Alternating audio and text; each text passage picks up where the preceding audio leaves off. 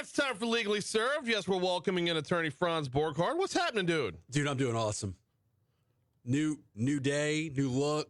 All right, so if you're not watching on Facebook Live, the mustachioed Franz Borghardt. I shaved the goatee. What's going on here, man? Shaved the goatee, just rocking a mustache. I was at the barbershop, and, I don't really get a lot of hair options. No. Right? Yeah. And my barber rocks a mustache, and he's a good-looking fella. Okay. He's a good-looking fella. And I said, I'd like to see what happens if I just knock the goatee off and see if I just walk around with a mustache for a couple of days. I want to see what happens. Mm-hmm. I want to take that ride. I got to tell you, you shave your goatee off and just rock a mustache, and it's like everybody loses their minds. They lose their minds. We're just going to move on for the fact that you said you wanted to take a mustache ride. I don't know what you're talking about. Okay. That's a thing? We're just going to move on from that. Okay. It's going to be gone. I kept it on for you and the listeners and the viewers. I kept it on because you made a comment to me about. I did. It's distracting, isn't it? It is. It's a very distracting mustache. It is. Thank you. To be sure. So mustaches are difficult. Like a goatee, a lot of people could do a goatee. A lot of people do a goatee. A lot of people think they can get away with a beard, although I think the beard is overrated and dirty. But you do the goatee well, absolutely. The Van Dyke. But the mustache is a completely different animal, and I don't know why it's so. Like Tom Selleck can do it. I can't do it. Very few people can do it. I can't do it. Like Raleigh Fingers could do a mustache. I will say I'll be. Look, I'm intellectually honest. Alondra will tell you, I'm at least intellectually honest about the state of me. I can't do a mustache. This thing is gone today. Okay, so gone. when it's gone. Are you going to try out, just moving? I want to see you rocking a Hitler. No. Hitler. Do the Charlie Chaplin. Yeah, I was going to say, the Charlie Chaplin, but the problem with the Charlie Chaplin is everybody's Chaplin, they see that, they're like, what are you, trying to be Hitler? Right. No, not okay. No. Hitler ruined that mustache for the rest of eternity. It's like the rainbow. It's like having the name Hitler. It's like nobody the rainbow. Else could be named Hitler. Remember when the rainbow was just a beautiful little rainbow? It was. I know. Now it's something else. Now it's, yeah. And that's okay. Right. I'm just saying, I miss the rainbow. Really just one group now. So, all right, mustache is gone after today. Well, let's talk about the law. We got a couple of different cases to cover today. Let's start on the other side of the river. The family of 54-year-old Robert Gash is demanding an explanation after their loved one managed to go unsupervised for hours at Legacy Nursing Home and then died outside the facility. Our news partners at WBRZ learned a criminal investigation is underway at the Port Allen Police Department. A fact of death letter determined that Gash died of a heart attack and hypothermia. Sources tell WBRZ Gash got out of the nursing home somewhere around 2 a.m. He wouldn't be found for hours. This sounds so dramatic. Was pronounced dead at 6:51 on November 24th. Quote, y'all just sitting in a nursing home, not paying attention to these people, said Yolanda Gash, Robert's sister. That nursing home should not be open any longer. The ones that do right, I feel sorry for them, but y'all don't know what everyone else is doing. Y'all didn't pay attention to our loved one. Franz, and we've only got a minute until we got a break for news, but we'll dive in fully both during the break and when we come back from the break. When this is less than a 5-hour window. Right. It's 2 a.m. That happens at elderly manors and assisted living all the time. It's 2 a.m. Right. He was discovered before breakfast. Can we say this? This isn't St. Rita's, right? This is St. Rita's, which is a different case, Katrina. Yeah. That was the standard, right? That was the first time our state had seen something prosecuted on that kind of a nature of abandonment and neglect, gross neglect of residents. Right. They're going to have some criminal problems on this one. They may have a civil case, but they're going to have some problems prosecuting. The family is going to have problems prosecuting. Okay. Well, yeah. Well, yeah, the state of Louisiana. Right. We're going to break here.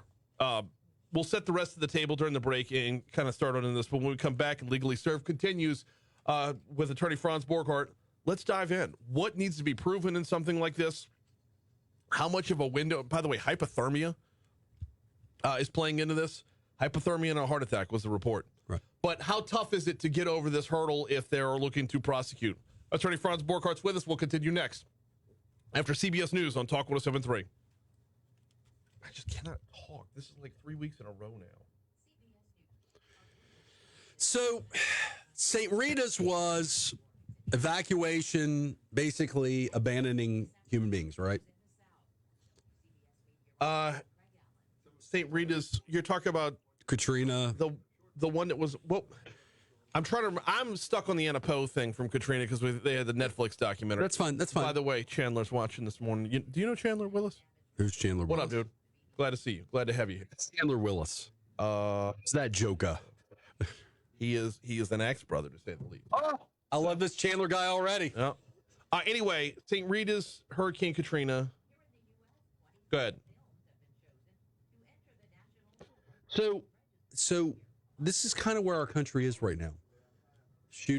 Cops being prosecuted for school shootings, for not acting, which is a gross negligence. Go to that when we come back. Yeah. Because that to me, there's a very big difference there. Well, there is a difference, but we're moving away from just specific intent crimes. I want to do a crime. I think about doing a crime. I do the crime because I wanted to do the crime, and I kill somebody.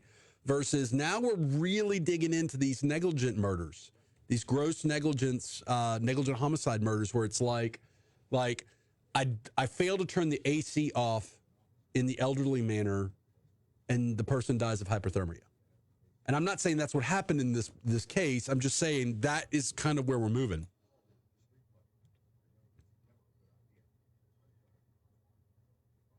I could be a Dilbert character, Troy says. I like it.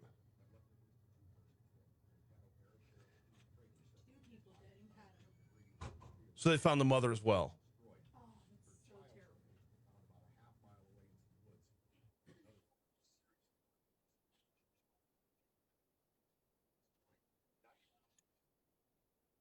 Farmerville.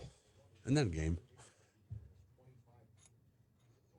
So what do you do with your kid on a rainy school cancellation day when they haven't canceled work and everything like that? One parent has to stay home, right? One's staying for one. Well, the kids are studying for finals for sure.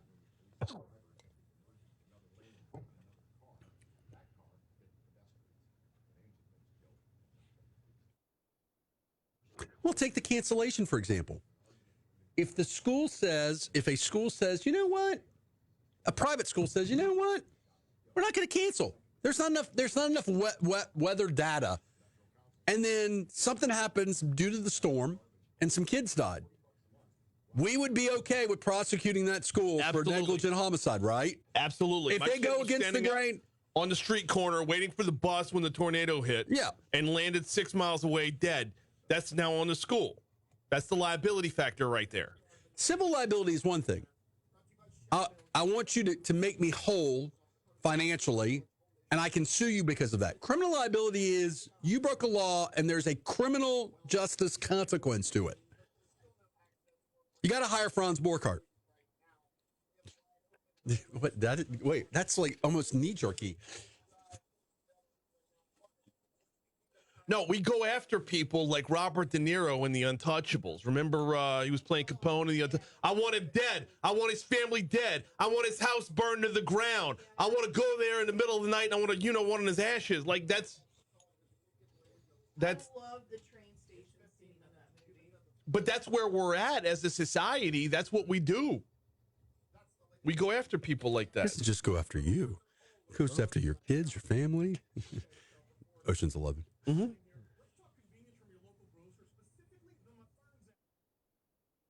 Hey, now Christy's in. Good morning, Christy. Good morning, Christy. Christy saved me an hour of my life yesterday. Yeah? Yep. I texted her I needed some intel on something, and she saved me an hour of my life. I was able to repurpose it.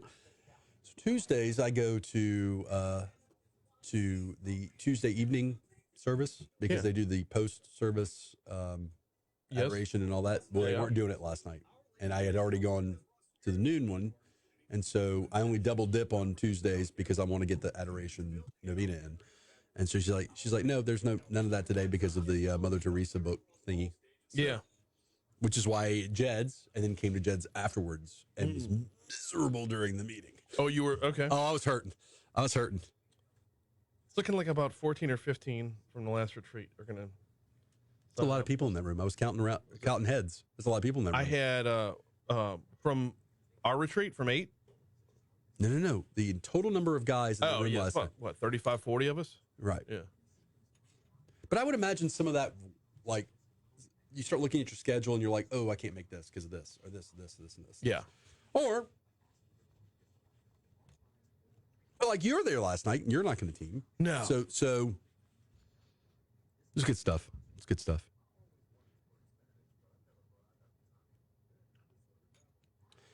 Babble. But I'm sure, because I don't think Vincent's going to team. I don't know. I asked him. He said So it was just a supportive. Hey, I'm here to be. Okay, Yeah, there you go. I don't know. So that'll fizzle out a little bit. But there's a bunch of guys who couldn't make the meeting last night who won in. I signed up 4 guys last night just from. Is it like the scene from Dark Knight where they're just going to throw a broomstick and we're going to tryouts and.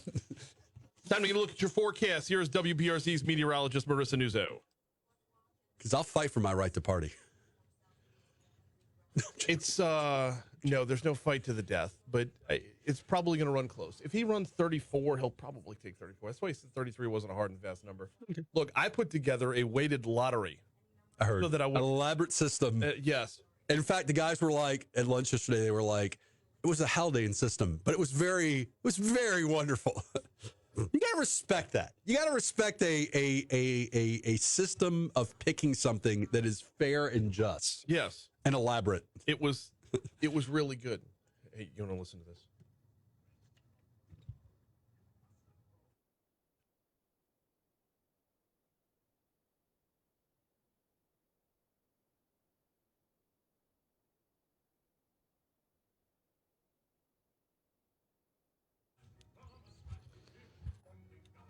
.638 Talk 107.3 FM WBRP, 74 degrees in downtown Baton Rouge. Alongside the mustachioed Franz Borghardt, Brian Haldane here with you. It is legally served. We do this every Wednesday. It's growing on me. That's no pun intended. It's growing on you. So here's a question for you. Mm-hmm. Is there a difference between criminal liability that may befall an elderly assisted living manor for failing to do something, if you establish that they failed to do something that they should have done, versus pursuing criminal prosecution of a law enforcement officer at a school shooting for not running into the fire? Wow. I mean, that's a huge question to ask, and there's so many different. Right. There are so many differences. That's where we're moving as a country. No, I understand. It's anything that happens that's wrong in your life, you want to go after them. It's someone else's fault, and they need to pay. Well, aren't we really rapidly approaching, if not already past? There is no line of justice anymore. We've gone straight to vengeance. Yeah. I mean, like punishing for anything that happens that's wrong. Gash got out of the nursing home around 2 a.m. He wouldn't be found and pronounced dead until 6:51. That's less than 5 hours. Right. Less than 5 hours. So within that, I'm curious to know a number of different things, and we're going to get back to the school shooting thing in a second. But contractually, I would imagine a lot of this is written in. Yep. We do if they do rounds every 4 hours, right? Let's assume, and I'm just making this up, but let's assume they do rounds every 4 hours. For those of you out there listening, watching, that have loved ones in assisted living manors, and I mean assisted, not like a retirement community, not like a memory ward or just a good old fashioned old folks home. Right. If you've ever visited them, at the end of the day, they're not getting constant 24-hour attention. A lot of these individuals, your loved ones, are in a room in bed. Yeah. For a couple hours. Especially at nighttime. Yeah. We're not talking about like the middle of the afternoon. So how does someone get hypothermia in that kind of scenario? Well, maybe they're left in a cold space, a cold, wet space. Mm-hmm. So the question, it's very fact specific, right? Right. What happened? How did this... Because, if someone dies of a heart attack in an elderly manner, that doesn't really raise my eyebrows, right? I'm like, right. Okay, if they're elderly, that's what sometimes happens with elderly people. They have heart events. But hypothermia, it's like, okay, well, how do we get there, right? And hypothermia isn't just you jump into an ice lake and you die as a result of that. Hypothermia is I'm sitting in a cold space and it's wet and so So let's pause on the elderly for a second, because this guy was only 54. Well, I know you're feeling kind of sensitive about that, but I mean, I wouldn't really call that elderly. I'm guessing he was maybe having other issues. And then Byron poses a good question: is it a elderly manor or a assisted living Is it like a nursing home or assisted living? It's a nursing home. Okay, so those are different things, Yes. right? Yes, they are. But to me, he wasn't missing for a day. He wasn't missing for a half a day. He wasn't missing for a quarter of a day. It's Couple less hours. than that. Couple hours. Right. And by the way, if you're in a either of these and you decide I'm a grown person, I'm a grown budded person, I'm gonna go for a walk. And look, and let's say you have your mental faculties. Is that on the facility? I mean, isn't there a certain amount? I mean, it's very fact specific. It is. But let's. I'm trying to. My mom I'm trying to find that segue back around to the school shooting. Allow part. me to get into my mustached world. Yeah. My mother has dementia. She lives in a memory ward. So if my mom gets up and goes on a 5-hour walk at this facility that will be unnamed, that's on the facility. She should not theoretically be able to do that, right? She has a medical diagnosis such that she shouldn't have that ability. Right. But let's say she's just in her 80s and she can't live on her own. And she decides, life is short. I want to go see some nature. Well, those are two distinctly different things, right? Very, very much. But nobody's going to see nature at 2:00 in the morning. So, but at the same time, though, it is overnight. Like, I'm making gross assumptions here, but if somebody checks on him at midnight, nobody's checking on him again for a couple of hours, right? That would be the assumption, is everybody's all tucked in. The criminal investigation, law enforcement's going to have to go down okay, how did this happen? Was it preventable? And here's the big question. In negligent crimes, negligent homicide, negligent injury, it has to be such a gross deviation from what we normally would expect so like a slipping through the crack scenario is different than somebody's sitting at the counter, like a nurse is sitting at the counter and decides to fall asleep while the person walks right past them. Right. Okay, that's a little different, right? Yeah. And one would hope security footage would reveal that. So the law enforcement is going to have to make a decision. A prosecuting entity is going to have to make a decision on, quote unquote, is this a negligent act such that it creates criminal liability? So negligent, and again, going back to the school shootings, running into the fire. If you're a trained law enforcement guy, so maybe that's a completely different scenario, because trained law enforcement versus nursing home staff are probably going to be two different things. Also, the hypothermia thing keeps popping up in the story. They mentioned it 3 or 4 times because that was part of the cause of death. Thanksgiving was not cold. Your overnight low, I went back last night and looked it up. The overnight low that night into the next morning was 53 degrees. Like, hypothermia is sounding weird. There's something else going on here, right? Right, and that's the part that we haven't gotten to yet. That's the part the investigation is going to reveal. Let me be plain here. This family has every right to question what happened. Yes. This family may have every right to sue the bejesus out of this facility. My issue is this criminal in nature? Because that's two apples and papayas, baby. And that's where we want to go to in the segment out, and we'll talk about a different topic in the next segment. But yes, the difference between criminal and civil and something like this, are they setting the table for a civil suit by bringing about criminal charges, and are they hurting their own civil case by taking it down this route? Are we at the break? No, I'm asking you that question. Well, so the first thing I argue in closing in cases like this, when the family has sued first. So sometimes you have to sue before the ending of the criminal case because of statute of limitations issues. We call it prescription. That's one thing. But here's the thing. The first thing I say is in closing is this isn't about criminal justice. This is about paycheck. Right. They're here to get a paycheck, and they have to do this, ladies and gentlemen, to get that paycheck. So we're going through the motions now to set the table for later. Yeah. Fair enough. All right, now we are going to break. So we're take a break here on air. Continuing on Facebook Live. Going to check your money now. Going to check traffic. Coming back at it. It's legally served. He's attorney Franz Borghardt. We're back next on Talk 107.3. Cool.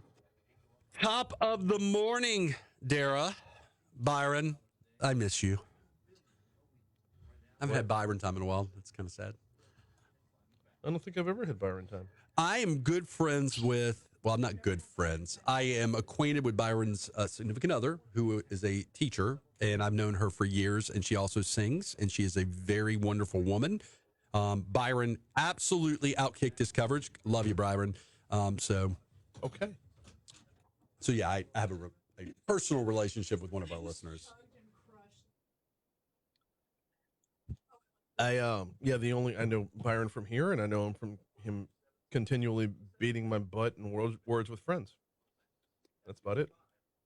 Is that Although I think we're kind of on a winning streak. Words with friends, is that kind of like a very short-lived victory? When you win, it's like it only lasts for a day? Yeah, because you start another game, and that next game's over 2 days So later. wait, Wordle is once a day. Words with friends is you can keep playing over and over and over again? Yeah, words with friends, you're competing against somebody. Wordle, you're just trying to guess the word. Yeah, it's like an online Scrabble. Ed, good morning, sir. Hey, Ed, what's happening? So, this mustache really is growing on me. Literally and figuratively. Come on, Alondra, come on. That was... No, shave it. Your I don't know is pretty much a definitive. That's Alondra trying to be nice. It's okay.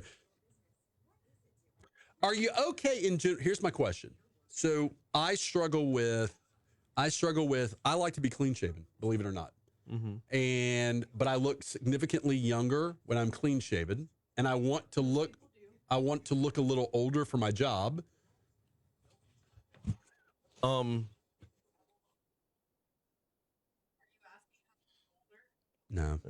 I just decided to give up on it. It's okay. Okay.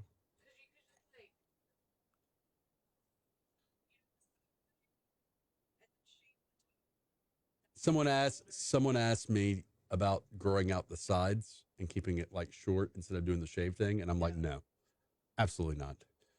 That's like an inverted mullet. No. Dana Killian says shave it. No, Dana doesn't like me. Dana doesn't like it. Let's Dara, what do you think? Let's do a poll. Let's do the poll question. Keep it or shave it?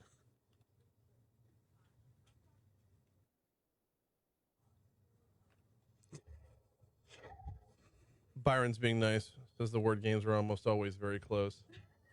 He's patronizing you. He is. I'm a little insulted by that. Ed says keep it. Dude, I knew I liked that Ed guy. Yeah. No Rotary today. I was actually free to go to Rotary today. Rotary's one I was a little bit upset that they canceled, but that's probably going to be when it's at its most. Wait, Dara just put a really funny comment. Oh? Well, I haven't gotten the comment yet. She put the emoji with the glasses and the mustache, and she said equals prawns. That's funny. I like it. That's the who is that? Marx Brothers. Yeah. That's what that is. That's not. I listen to Dara. When Dara tells me to do stuff, I do it. I can't say no to Dara. All right, so. I'm getting conflicting reports because Byron just said to keep it. Just keep it until he sees you again. Good excuse to get together today. Well, my schedule freed up a little bit, other than I have to at some point grab my creature. We were going to do Christmas ornaments tonight. A little late to do Christmas ornaments. No, we're getting our tree probably this weekend. Real or fake? Real or fake? I still haven't decided. Christy wants a fake tree just to be done with it, and I'm kind of with her because the cost of real trees has gotten. Well, I was just about to ask you, what does a normal real tree go for? 7.5 feet. That's a big tree. I don't know, $80. I can tell you what a 7.5 tree at Lowe's fake tree goes for because I just bought one. Yeah, but you got to remember, you're buying it, you're done, and right. You go over to and get the branches to have the smell in the house. That's what I'm doing. I want it to be a winter wonderland up in my freaking house. There's candles.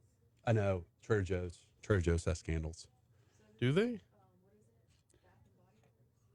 I don't really go to Bath and Body Works a lot. Are you a Bath and Body Works woman? Is that? So they're plugging candles? Too heavy. I can't. They're. No, not candles. They're just like little. If you go to Bath and Body Works and you see the Christmas candles, I'll Venmo you. Grab me a couple and I'll Venmo you. Because I don't even know where Bath and Body Works is. Is that in the mall? You have to go to the. Oh God, you have to go to the mall. Oh. What, Bath and Body Works? Cuban Crossing. Oh, wait. That's not terribly far from where I live, right? Isn't it amazing? No. You're about the midway point between. I went to the Lowe's near my house. That was delightful. Yeah. The Lowe's on Millerville. What do you mean they're too much? I got it. I thought you were saying like lighting the match, lighting the candle. Some scents are too much for me. It has to be a very light scent. And then my head starts to hurt. I'm sensitive. Yeah, no comment. All right. So, do we have any more votes in the keep it or shave it mustache? I don't think people care about whether or not I have a mustache. Or not. Well, it's.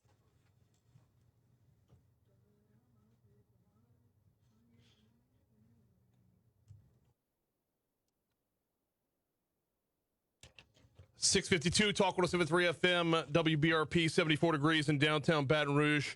A lot of cancellations due to threatening weather today. That weather is still, we're not out of it yet. That weather is still on the horizon. It's looking like 11 o'clock. We have an 80% chance of thunderstorms from 11 till about 3 this afternoon, with some rain to stick around after that. We'll talk with WBRZ's chief meteorologist, Dr. Josh Eachus, at 8:05. Right now, we're continuing with attorney Franz Borghardt. We do Legally Served every Wednesday. Have you been following this Michelle Hale case? You mean where she's accused of maybe poisoning? Is it barium? What's the poison? Barium acetate, yes. Yeah. Accused of black widowing not one but two significant others. Both of whom she called her husband, though I believe records show only one was her husband. Right. Hale is on trial for poisoning to death her boyfriend, Damian Skipper, who died in 2015. She's also suspected of doing the same thing to her husband, Arthur Knopflin, about a year later, although they couldn't determine Arthur Knopflin was poisoned because he was burned as well. Ooh. Oh, yeah. Yeah. Looks bad. Bad optics. So it is. You lose one spouse. Listen, you lose one spouse due to some kind of freakish poisoning, and people are suspicious. But maybe there's a valid excuse, right? Right. You lose two spouses. It's like, is the problem you? I mean, now, question I have is, did they get the second incident into the trial? And I don't know that they did or not. The second incident, the body was found in New Orleans. Mm-hmm. And they had some problems getting somebody from the coroner's office to testify on time. And that was the question I wanted to ask you about, was you had somebody from the coroner's office who no-showed last week, said they had COVID. Okay. So they had rescheduled, got the testimony in later on. But do things like that affect juries?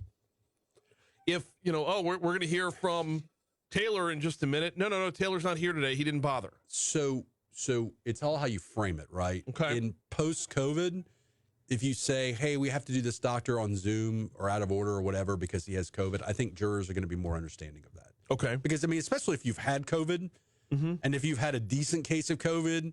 And then also the other side of it is remember, if someone has COVID, we don't really want to be around them, right? Don't want to be around them. So I don't know that if they know that was the reason why. Now, generally, I don't know if you noticed, the viewers noticed the look on my face when you were like, they just no-showed. That doesn't, So that was the way it appeared with the explanation to come later, according to the reporting of it. All right. So what happens is, to your question, jurors like flow. They have an expectation that things are going to happen just like they do on court TV and dramas where everything's just naturally occurring and flowing and the dance is well orchestrated and choreographed. Mm-hmm. Reality is trials are organic things. And what happens is sometimes witnesses get sick. They run late to the courthouse. Something goes on. And anything that breaks up the flow, jurors do get annoyed with.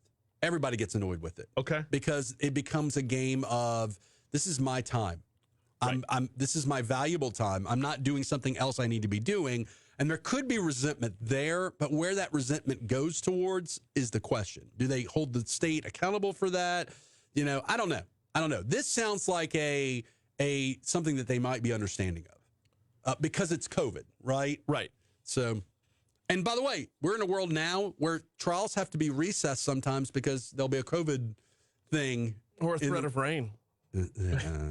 I've had cases. So I tried the first jury trial in the new courthouse, which is not new anymore. Okay. And there was an ice storm. Yeah. Around that time, and that delayed some things because of the ice storm. We do delay things, but sometimes based on bad weather.